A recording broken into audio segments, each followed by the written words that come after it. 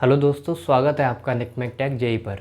आज की वीडियो में मैं आपको बताऊंगा कि एसएससी जेई को आप फर्स्ट अटेम्प्ट में किस तरीके से निकाल सकते हो और मैं आगे आने वाले दिनों में इस चैनल के ऊपर कौन कौन सी वीडियोस अपलोड करूंगा ताकि आपको हेल्प मिल सके।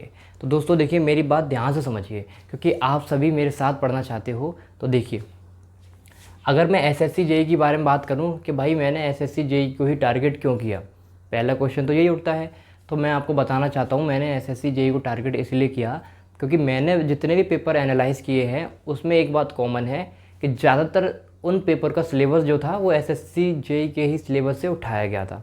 एक पहली बात ये, और आपको ये भी पता है एसएससी जेई पिछले 15 साल से एग्ज़ाम करा रही है, कंडक्ट करा रही है। और आपको ये भी पता है कि इस हिसाब से कि प्रीवियस ईयर पेपर्स बहुत सारे हैं एसएससी जेई के, तो वहाँ से हमको एक आइडिया हो जाएगा कि कौन कौन से पेपर और किस किस तरीके से आ सकते हैं। ठीक है, तो इसीलिए मैंने एसएससी जेई को उठाया है। और यहाँ पर अगर आप अच्छी तरीके से समझ लोगे और एक बार सारे कॉन्सेप्ट अपने क्लियर कर लोगे ना, तो आप कोई भी एग्ज़ाम निकाल सकते हो, इतनी गारंटी मैं भी दे सकता हूँ। तो देखिए, ध्यान से समझिए कि एसएससी जेई में होता क्या है। पहले आप लोग इसको समझिए, उसके बाद मैं आपको ये बताता हूँ कि भाई इसमें हम लोग करने क्या वाले हैं। देखो, अगर मैं एसएससी जेई की बात करूं तो आप सभी को पता होगा ये 2 पार्ट में होता है। ठीक है, यानी नहीं पता तो आप समझ लो। एसएससी जेई आपका एक तो होता है फर्स्ट पेपर, यानी जिसको हम लोग प्री बोल सकते हैं। ठीक है, फिर होता है सेकंड पेपर, जिसको हम लोग मान लो मेंस बोल दिया हमने। तो एसएससी जेई सिलेक्शन किस तरीके से करता है दोस्तों, अगर आपका फर्स्ट पेपर क्लियर कर दिया, अगर आपने पहला पेपर निकाल दिया, उसके बाद आप लोग सेकंड पेपर में जाओगे। ठीक है, और ये जो सेकंड पेपर होता है दोस्तों, ये रिटन फॉर्म में होता है। जबकि मैं फर्स्ट पेपर की बात करूं दोस्तों, ये कैसा होता है, ये ऑब्जेक्टिव टाइप होता है। इतना बात आपको याद रखनी है। अब देखिए दोस्तों, एक चीज़ और मैं आपको बताता हूँ। ये हमारा जो फर्स्ट पेपर है, इसके अंदर टेक्निकल प्लस नॉन टेक दोनों आते हैं दोस्तों। ठीक है, और ये फर्स्ट पेपर होता है दोस्तों, ये कहीं ना कहीं आपका 200 नंबर का होता है, 200 मार्क्स का। सेकंड पेपर की अगर मैं बात करूं दोस्तों, ये 300 मार्क्स का होता है। ठीक है, तो मैं कहना क्या चाहता हूं कि एसएससी वाले भी चाहते हैं जो भी उनके बच्चे आएँ, उनके अंदर जो भी वर्क करें एसएससी जेई के अंडर। तो दोस्तों आपको क्या याद रखना है कि टेक और नॉन टेक दोनों इसीलिए पूछते हैं कि भाई उनको थोड़ा बहुत नॉन टेक का भी ध्यान होना चाहिए। तो हम लोग गलती क्या करते हैं कि भाई हम लोग टेक्निकल तो पढ़ते रहते हैं लेकिन नॉन टेक नहीं पढ़ते हम लोग, क्योंकि हम लोगों ने डिप्लोमा, आप अगर इस एग्ज़ाम की तैयारी करने वाले हो या फिर कोई भी कंपटीशन एग्ज़ाम की तैयारी करने वाले हो, जेई की खासकर बता रहा हूँ मैं, है आगे बीटेक चल के एई की तैयारी करोगे आप लोग, तो आपने कहीं ना कहीं डिप्लोमा किया होगा या फिर बीटेक कर रहे होगे। तो आपको इतना तो पता ही होगा कि कौन कौन से सब्जेक्ट इसके अंदर आते हैं, और थोड़ा बहुत सब्जेक्ट का ज्ञान भी होगा आपको, क्योंकि आप लोग सेमेस्टर एग्ज़ाम भी दे रहे होगे अभी। तो मैं ये मान के चलता हूँ, अगर आप टेक्निकल थोड़ा बहुत जानते हो, बाकी मैं आपको कराऊंगा ही, टेक्निकल में कम से कम आप लोग 70 नंबर ईजिली ला सकते हो। ये 100 नंबर का होता है दोस्तों, और ये भी नॉन टेक होता है, ये भी 100 नंबर का होता है। तो मैं ये मान के चलता हूँ, अगर आपकी तैयारी बहुत अच्छी तरीके से हो गई और आप लगे रहे, है ना, तो आप कहीं ना कहीं 70 नंबर ईजिली ला सकते हो। टेक्निकल पार्ट की बात कर रहा हूँ। अगर मैं नॉन टेक की बात करूँ दोस्तों, तो नॉन टेक आप सभी को पता है, नॉन टेक अपने आप में बहुत बड़ा समुंदर है। जितना ज़्यादा इसके अंदर आप लोग जाओगे उतने ज़्यादा आपको डूबते ही चले जाओगे, यानी कि जितना ज़्यादा पढ़ोगे उतना भी कम पड़ जाएगा, है ना। तो नॉन टेक में क्या है दोस्तों, यहाँ पर आपको एक तो रीजनिंग देखने को मिलेगी। ठीक है, रीजनिंग, और आपको मिलेगी जीके, फिर जीएस, फिर करंट अफेयर्स। ठीक है, ये आपको देखने को मिलेगा। ये जो रीजनिंग है दोस्तों, ये 50 नंबर की आती है यहाँ पर, और इन तीनों को मिलाकर ये 50 नंबर का आता है। तो देखो, अगर आपकी मैथ अच्छी है, आपने बचपन में 9, 10, 11, 12 अच्छी तरीके से की है, तो आपकी मैथ अच्छी होगी, और आप इतने बड़े हो गए हो, समझदार हो गए हो यार, 20 साल के तो हो गए, 20-21 साल के तो आराम से हो गए। तो आपको रीजनिंग में जो 50 नंबर की है दोस्तों, मैं ये मान के चलता हूँ आप इजीली 40 से 45 नंबर आसानी से ला सकते हो। रीजनिंग के अंदर अगर आप प्रैक्टिस करोगे, डेली मेहनत करोगे, आप खुद से मेहनत करोगे, है ना। देखो मेरा काम है पढ़ाना, मैं पढ़ा सकता हूँ, लेकिन मेहनत साथ में मिलके करनी है, आपको खुद से भी करनी है दोस्तों। तो मैं मान के चलता हूँ कि रीजनिंग में आप लोग 45 नंबर आसानी से ला सकते हो। रह गया जीके, जीएस, करंट अफेयर, तो देखो आप सभी को पता है इसमें तो बहुत ज़्यादा आता है। जीएस के अंदर अगर मैं बात करने चले जाऊँ तो आपको देखो हिस्ट्री भी देखने को मिलेगी, ठीक है, ज्योग्राफी भी देखने को मिलेगी, फिर इकोनॉमिक भी देखने को मिलेगी। जीके की अगर मैं बात करूँ यहाँ पर आपको देखो दोस्तों फिजिक्स, केमिस्ट्री, मैथ भी देखने को मिलती है ना। फिजिक्स, केमिस्ट्री, मैथ भी फिजिक्स, केमिस्ट्री और बायो मान लो, मैथ नहीं आती दोस्तों, बायो आती है, ठीक है। तो मैं ये कहना चाह रहा हूँ कि अगर आप फिजिक्स, केमिस्ट्री, बायो भी पढ़ दोगे ना, नॉर्मली आपने 9, 10 आराम से अच्छी तरीके से करी है, तो कहीं ना कहीं 10 नंबर आसानी से ला सकते हो मेरे अकॉर्डिंग। अगर आप किसी टीचर को अच्छी तरीके से फॉलो कर लोगे और उनसे केमिस्ट्री, बायो वगैरह इनको अच्छे तरीके से थोड़ा बहुत पढ़ भी लोगे ना, तो आप आसानी से यहाँ पर कितने नंबर ला सकते हो, 10 नंबर ला सकते हो ईजिली। और अगर मैं इसकी बात करूँ तो हिस्ट्री तो आपको पढ़नी ही नहीं है। क्यों नहीं पढ़नी? देखो हम लोग कर क्या रहे हैं कि जो बच्चे करते हैं उनसे थोड़ा हमें अलग करना है ना। बेसिकली जो हम बार बार करते चले जा रहे हैं, आप लोग क्या करते हो, बहुत सारे बच्चे क्या करते हैं, एक पेड कोर्स में चले जाएंगे और वहाँ जो टीचर करा रहा है उनको अच्छी तरीके से पढ़ता रहेगा, कोई बात नहीं, है ना, बहुत अच्छी बात है, लेकिन आपके पैसे भी वेस्ट, मतलब पैसे जो बच्चे नहीं पढ़ते वो पैसे कहीं ना कहीं वेस्ट ही करते हैं, है ना।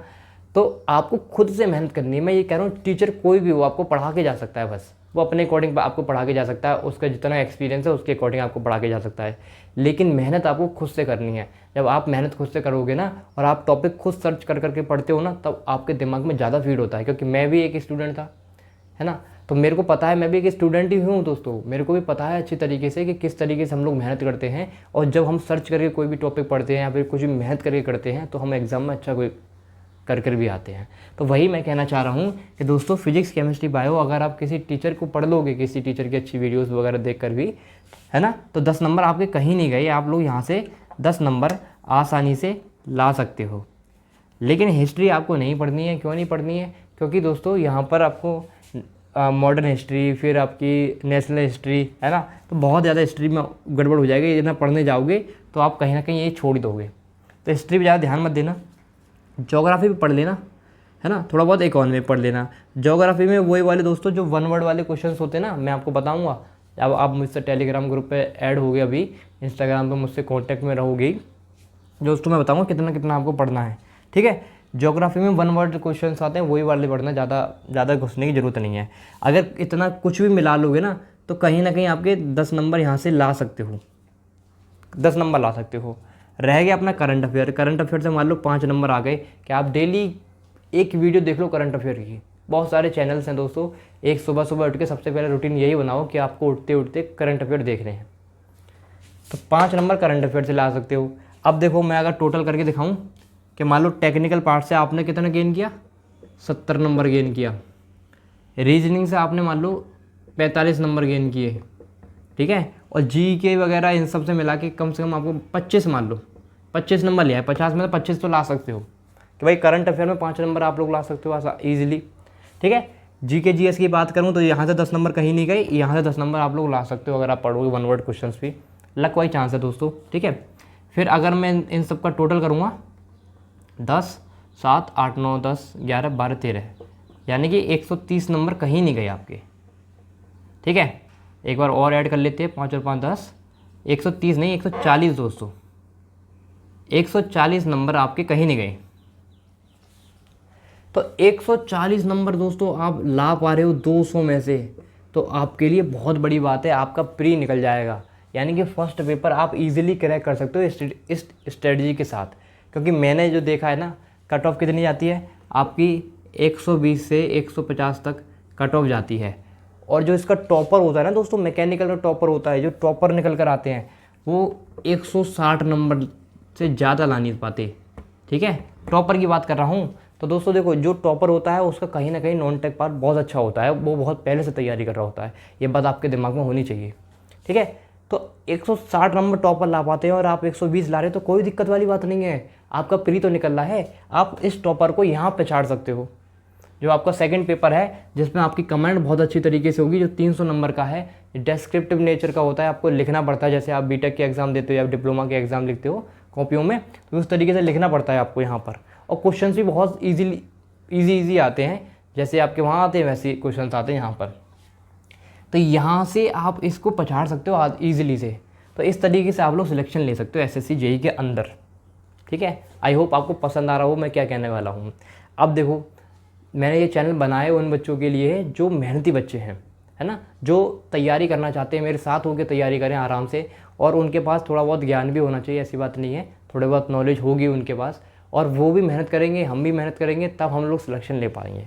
ठीक है, तो आप सभी को करना क्या है, जितना भी आपको आता है पहले से वो आप मुझे पहले इन्फॉर्म करो, भाई मेरे को इतना इतना आता है और मैंने यहाँ से ये नॉन टेक पढ़ रखा है या फिर ये पढ़ रखा है, आप मुझे बताओ, क्योंकि उस हिसाब से हम लोग प्लानिंग करेंगे। ठीक है, अब मैं आपको एक चीज़ बताना चाहता हूँ कि हम लोग आगे क्या करने वाले हैं।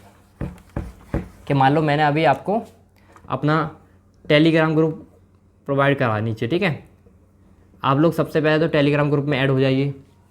टेलीग्राम ग्रुप में ऐड होने के बाद आप लोग क्या करोगे, मेरे से इंस्टाग्राम पे भी कनेक्ट रहोगे, और वहाँ मुझे बताओ कि हम लोग किस तरीके से और इसको बढ़ा सकते हैं, अगर आपकी कोई क्वेरी वगैरह हो। क्योंकि मैं चाहता हूँ जो मेरे पास जुड़े हैं, अगर मेरे पास 10 बच्चे भी हैं तो मैं चाहता हूँ 10 में से 10 को 10 सिलेक्ट हो जाए हमारे, तो बड़ा मज़ा आ जाएगा दोस्तों। सोच के देखो कि मैं देखो मेहनत करने को तैयार हूँ, है ना, आप लोग भी मेरे साथ मेहनत करने को तैयार है। क्या दिक्कत आ रही है, हम लोग करते हैं ना खुद से। जो आप पेड कोर्स खरीदने जाओगे ना तो आपको बहुत महंगे मिलेंगे, 5, 6, 10 हज़ार, है ना, तो वहाँ बहुत सारे टीचर से आप लोग पढ़ सकते हो, उनसे कोई बड़ी बात नहीं है, लेकिन इतने पैसे तो आपके जाएंगे ना। आप यहाँ मेहनत करो, और देखो मैं एक स्टूडेंट हूँ, मुझे पता है बच्चे कहाँ गलती कर सकते हो, आप लोग की फीलिंग्स मैं समझ सकता हूँ। कोई चीज़ मुझे हो सकता है मुझे भी बहुत सारी चीज़ें नहीं आए, लेकिन मैं उसके ऊपर वर्क करूँगा, आप भी वर्क करना मेरे साथ। जब हम लोग वर्क करेंगे ना, कोई बड़े टीचर से फिर जाके पूछूंगा, मेरी जिम्मेदारी बनती है कि जो भी आपकी प्रॉब्लम है मैं सॉल्व करके दूंगा, आपको कहीं से भी सॉल्व करके दूँ। ठीक है, तो आपको क्या करना है, मुझसे टेलीग्राम पे जुड़ना है, इंस्टाग्राम पे जुड़ो, और मैं सबसे पहला जो मैकेनिक्स से स्टार्ट करने वाला हूँ, सबसे पहला जो सब्जेक्ट है मेरे दोस्तों वो मैं मैकेनिक्स स्टार्ट करने वाला हूँ। और हो सकता है मैं मैकेनिक्स कल से ही स्टार्ट कर दूँ, कल से वीडियोस अपलोड करना नहीं करूँगा, तो फिर मैं मंडे से स्टार्ट करूँगा, कि रेगुलर बेसिस पे आपकी वीडियोस आएंगी। ठीक है, तो आई होप आपको ये वीडियो पसंद आई हो। अगर वीडियो पसंद आई है तो चैनल को सब्सक्राइब जरूर करें, और अपने दोस्तों को शेयर करें, जितने ज़्यादा बच्चे जुड़ेंगे उतना हमारे लिए बहुत अच्छा होगा। मिलते हैं नेक्स्ट वीडियो में, तब तक के लिए बाय, थैंक यू।